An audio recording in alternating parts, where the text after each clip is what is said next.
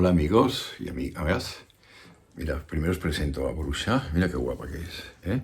Borussia. Yo quiero hablar de Tánger y la primera vez que estuve ahí, luego los amigos que hice y mi relación con la ciudad que se cortó cuando murió Mohamed Shukri, mi gran amigo. La primera vez que pisé Tánger debía ser el año 68 o 69. Desde Algeciras, evidentemente, primero apareció esa ciudad blanca como contrastada con las montañas, ¿no? como un reflejo, como un espejo.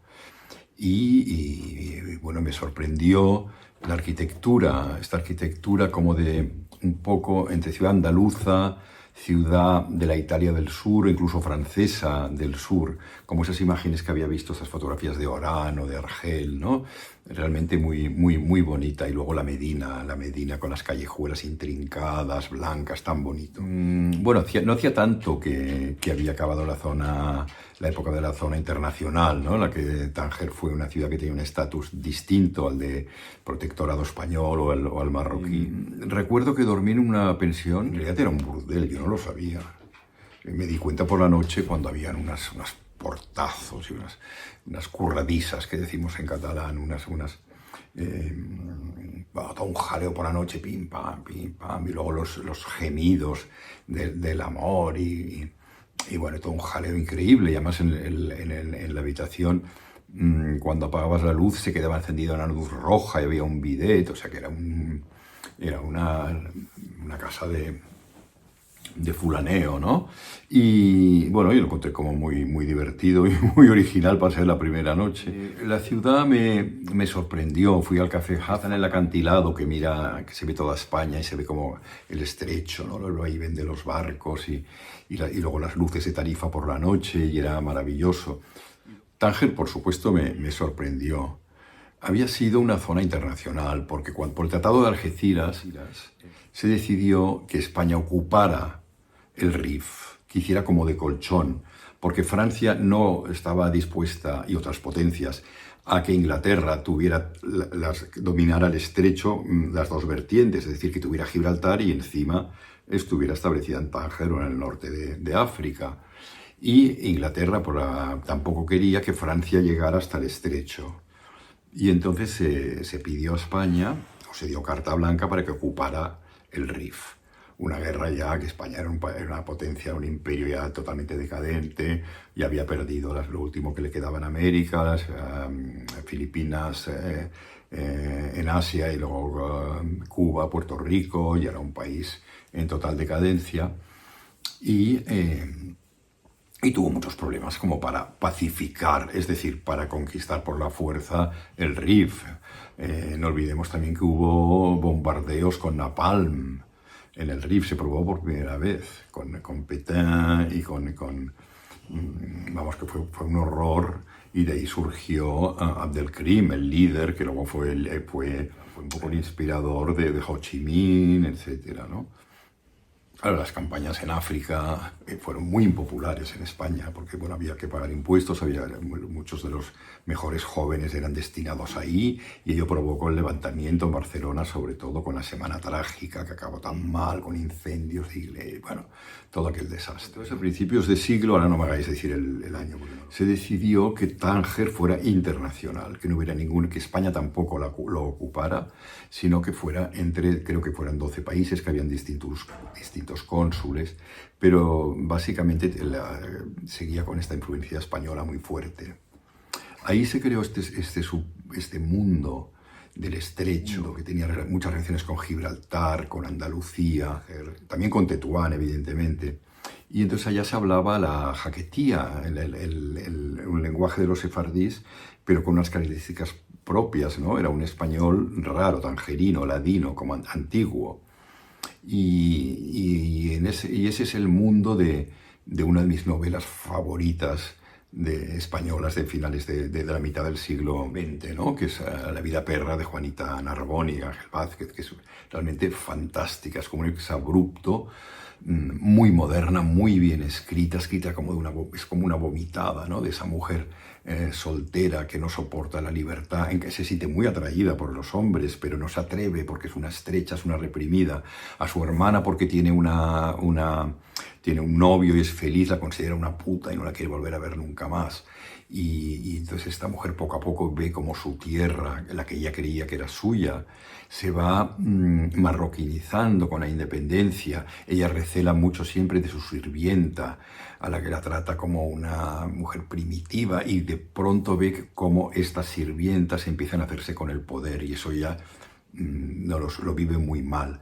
Vamos, es una novela fantástica porque habla de este paso, ¿no? Del fin de este mundo, de lo que debieron sentir muchas de estas personas que creyeron que aquello duraría para siempre, aquel status quo, aquel mundo tan raro del estrecho, ¿no?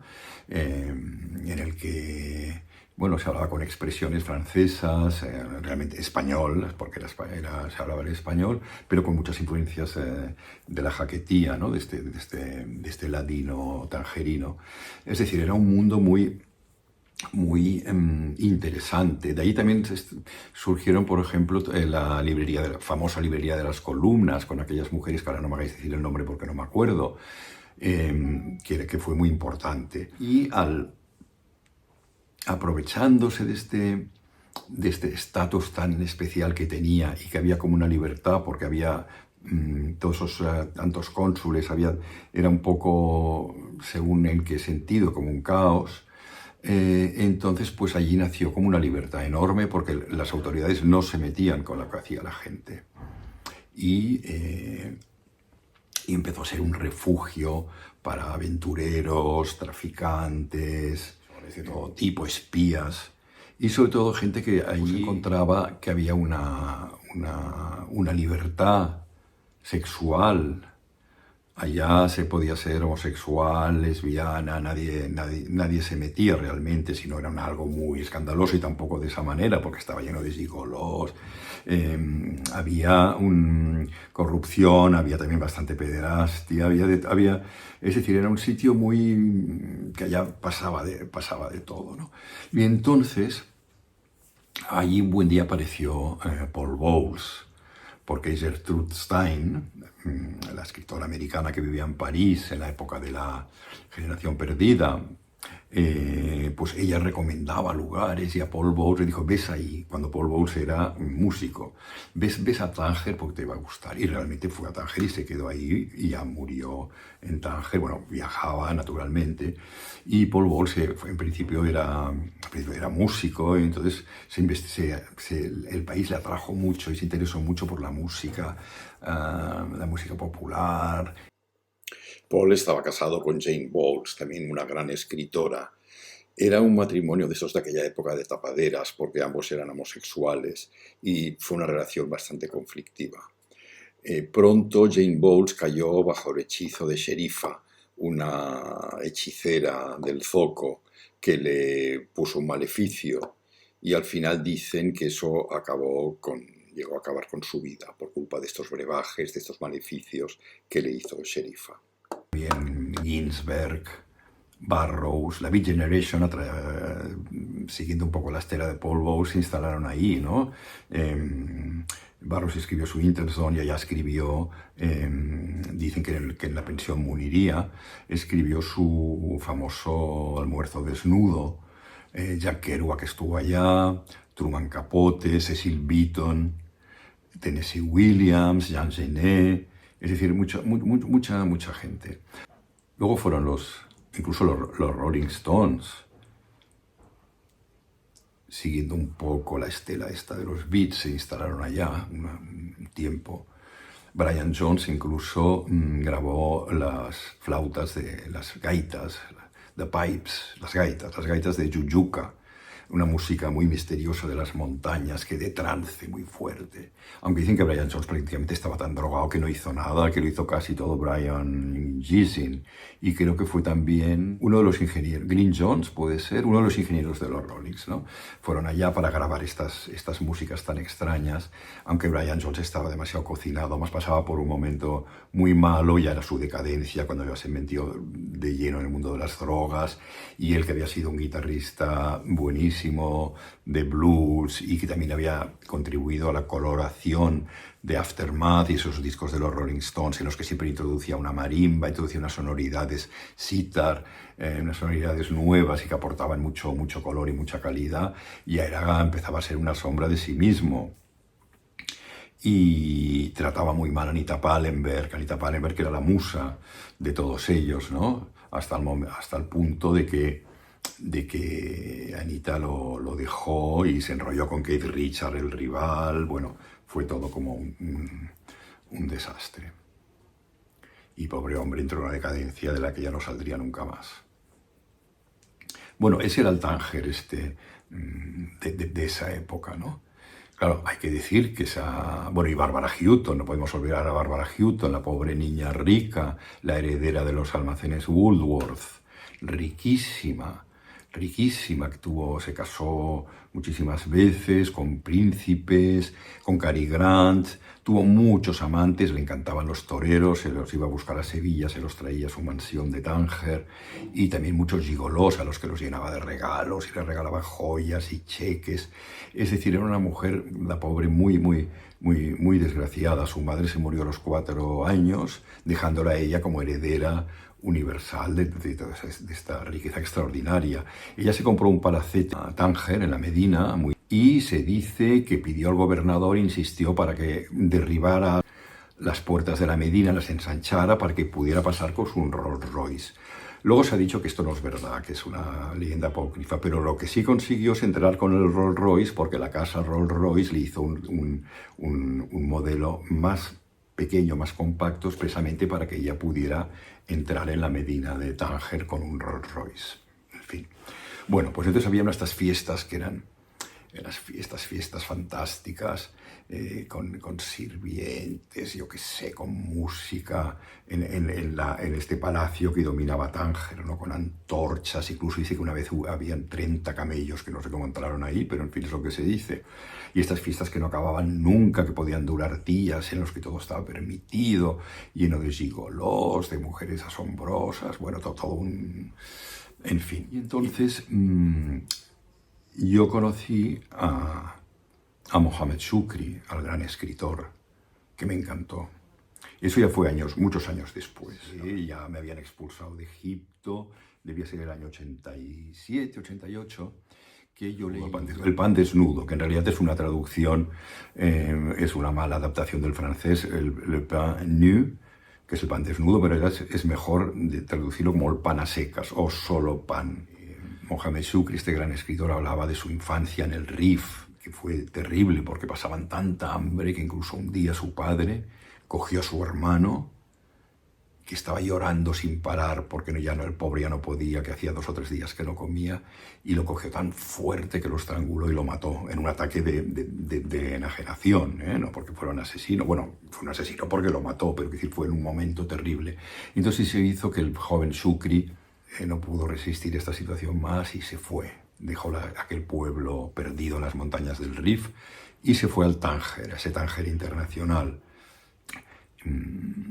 Hacía contrabando a pequeña escala, compraba tabaco a los americanos y lo revendía en el zoco.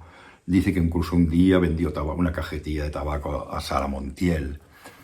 Porque claro, Tánger estaba el Teatro Cervantes, era muy visitado por todos los cantantes españoles, las figuras, era una plaza importante porque había mucho dinero ahí, había como casinos y fiestas. Shukri me dijo, claro, es que yo no conocía a esta crème. Es decir, todos estos europeos y americanos venían aquí para follar, para drogarse, porque la vida era muy barata, y hablaban, escribían cosas muy exóticas sobre la gente, pero no comprendieron nunca, ni sintieron nunca la mínima empatía por los marroquíes, ni por sus pesares, ni el pueblo, ni nada. Eso era un decorado, como un gran decorado de Hollywood para ellos. Ni siquiera Paul Bowles, al que atacaba por eso, ¿no? Dice, porque todos ellos vinieron aquí a ver saltar a los monos. Y los monos eran los marroquíes. Y entonces Shukri me contaba, yo abría la puertecilla a la gente que iba a la fiesta de Barbara Hutton. O sea, yo no estaba en la fiesta, yo estaba afuera abriéndoles la puerta y pidiéndoles algo de dinero o vigilando sus coches, ¿no? Y entonces trabajaba lo que podía, se iba ganando la vida por las callejuelas. Incluso se ha dicho que igual fue chapero también, y él siempre lo ha desmentido, eso, aunque tuvo muchos amigos homosexuales, decía, yo no tengo ningún problema con esto, todos mis grandes amigos eran homosexuales, pero nunca se ha sabido, además, qué más da. Bueno, pues un día estaba en el Café de France, que es este café tan bonito, con unos ventanales en los que se ve todo se ve toda la gente que pasa por allá y donde se reunía todo el mundo. Y entonces había una discusión sobre, era el tiempo de Nasser, sobre que si Nasser Nasser ha dicho esto, Nasser ha dicho lo otro. Y entonces él se metió en la discusión. Y uno de los intelectuales que había ahí le dijo, tú cállate, Shukri, cállate, pues no sabes ni leer ni escribir, ¿cómo te atreves a opinar sobre Nasser? Entonces esto a él le sentó como una puñalada.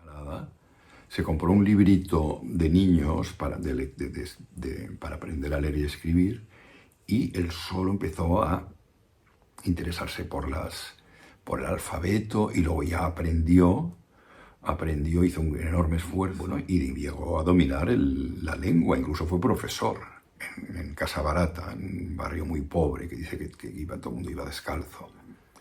Llega un momento que él dice que tuvo una crisis muy fuerte, tuvo una crisis fuertísima, y entonces se bebió toda la biblioteca, es decir, la vendió y se bebió vino, compró vino, y bueno, y empezó a amenazar a todo el mundo, todo que acabó en un manicomio.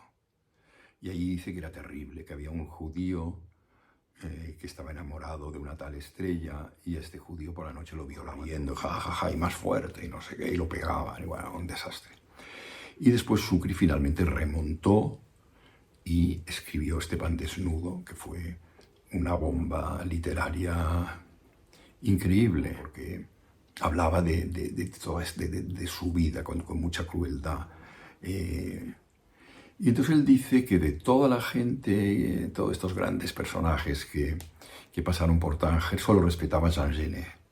Que Tennessee Williams, a pesar de que le había gustado mucho todos sus dramones, le entusiasmaban y tenía muchas ganas de conocerlo, pero cuando lo hizo, vio que era una persona que le interesaba mucho la sociedad, que se había convertido en un frívolo, y no le gustó nada. En cambio, Jean Genet era muy empático con todo el mundo, había sido un ladronzuelo como él. Además, hablaba un árabe muy divertido, porque era con mucha influencia del dialecto argelino, del tiempo que había pasado en la cárcel, y había estado también en Argelia, y fueron grandes amigos. Y se veían cada noche en el... Fíjate, es que ahora no me acuerdo, me viene... Tampoco quiero hacer una especie de inventario de los lugares míticos de Tánger, porque no va de esto este vídeo, ¿no? Simplemente un gran recuerdo para Shukri, con quien nos seguimos viendo muchísimo. Yo creo que acabamos, la primera vez que lo conocí, empezamos por la mañana tomando cinar, licor de alcachofa con fanta de naranja, una combinación explosiva y asquerosa, pero yo le iba haciendo caso, iba haciendo lo que él me decía.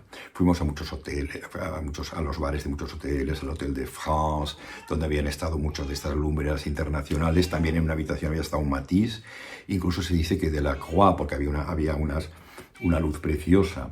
Estos miaos que se oyen es de mi gatita Pitu, que nos acaba de decidir a entrar. Y bueno, y recorrimos muchos lugares y acabamos en el Negresco. El Negresco se llamaba el bar donde se veía con Jean Genet. Y salíamos y luego acabamos a las 3 de la mañana por la calle, y vino un vendedor de rosas, y Shukri le compró un ramillete de rosas, y nos